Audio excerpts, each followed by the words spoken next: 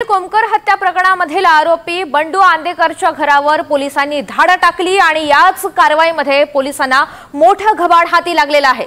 या कारवाईमध्ये सोने चांदीच्या दागिन्यांसह काही महत्त्वाची कागदपत्रे सुद्धा हाती लागलेली आहेत। एकंदरीतच सध्या ही कारवाई जेव्हा करण्यात आली त्यानंतर तपासामध्ये काय निष्पन्न झालेला आहे, कुठपर्यंत हा तपास पोहोचलेला आहे, या सगळ्याचा आढावा घेऊया या स्पेशल रिपोर्टमध्ये।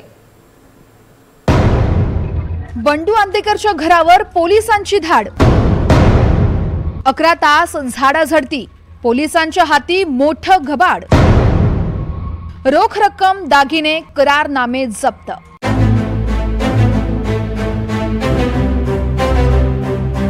वर्षभरापूर्वी नानापेठेत झालेल्या वनराज आंदेकरच्या हत्येचा बदला म्हणून आरोपी गणेश कोमकरचा मुलगा आयुष कोमकरवर आंदेकर टोळीनं दिवसाढवळ्या गोळ्या झाडल्यात। या हल्ल्यात आयुष कोमकरचा मृत्यू झाला। पोलिसांनी 13 जणांना अटक करून 8 आरोपींवर मकोका अंतर्गत कारवाई केली आहे। बुधवारी गुन्ह्याचा तपास गुन्हे शाखेकडे वर्ग करण्यात आला। त्यानंतर पोलिसांनी आरोपी बंडू आंदेकरच्या घरावर छापा टाकला। त्यात पोलिसांच्या हाती मोठं घबाड लागलंय। त्यात 77 तोळे सोनं, किंमत 85 लाख, 31,000 रुपयांची चांदी, 2.5 लाख रुपये रोकड, एक कार, पेनड्राइव्ह, टॅक्स पावत्या, बँक पासबुक, साठेखत, पॉवर ऑफ अटर्नी सापडलेली आहे। तर अन्य आरोपी असलेल्या वृंदावनी, स्वराज आणि तुषार यांच्या घरातून 21,000 रुपये रोकड, 16 मोबाईल, दागिन्यांच्या पावत्या आणि एक दुचाकीही जप्त करण्यात आली आहे। आणि या झडतीमध्ये जवळपास 67 लाखापेक्षा जास्त किमतीचं सोनं, चांदी तसंच इतर दागदागिने हे सापडलेले आहेत। काही कॅश सापडलेली आहे 2.5 लाखापेक्षा जास्त।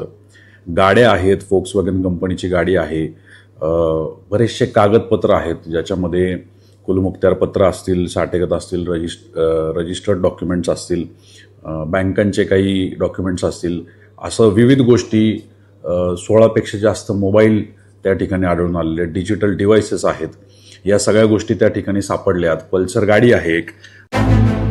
5 सप्टेंबरला नानापेठेतील इमारतीच्या बेसमेंटमध्ये आयुष कोमकरची गोळ्या झाडून हत्या झाली। आयुष कोमकरची आई कल्याणी कोमकरच्या तक्रारीनंतर आंदेकर टोळीचा म्होरक्या बंडू आंदेकरसह 13 जणांवर गुन्हा दाखल झाला। तपासात इमारतीचे सीसीटीव्ही फुटेज पोलिसांनी कल्याणी यांना दाखवलं आणि त्यानंतर त्यांनी दोघांना ओळखलं आणि दोघेही आंदेकर टोळीसाठीच काम करत असल्याचं सांगितलं। तपासात आरोपी अमन आणि यश यांनी आयुषवर गोळीबार करत इथे फक्त बंडू आंदेकर आणि कृष्णा आंदेकरच असं म्हणून दहशत माजवल्याचं निष्पन्न झालंय।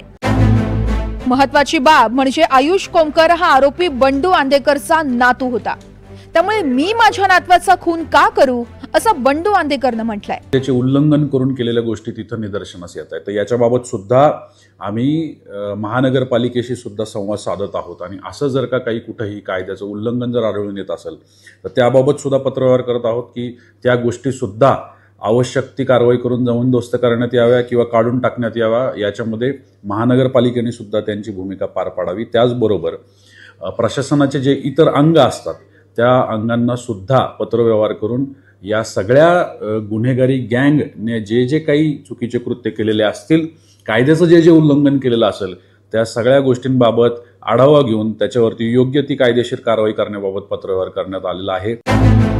आम्हाला या प्रकरणात गोवलं जातंय। हत्येच्या वेळी आम्ही केरळमध्ये होतो।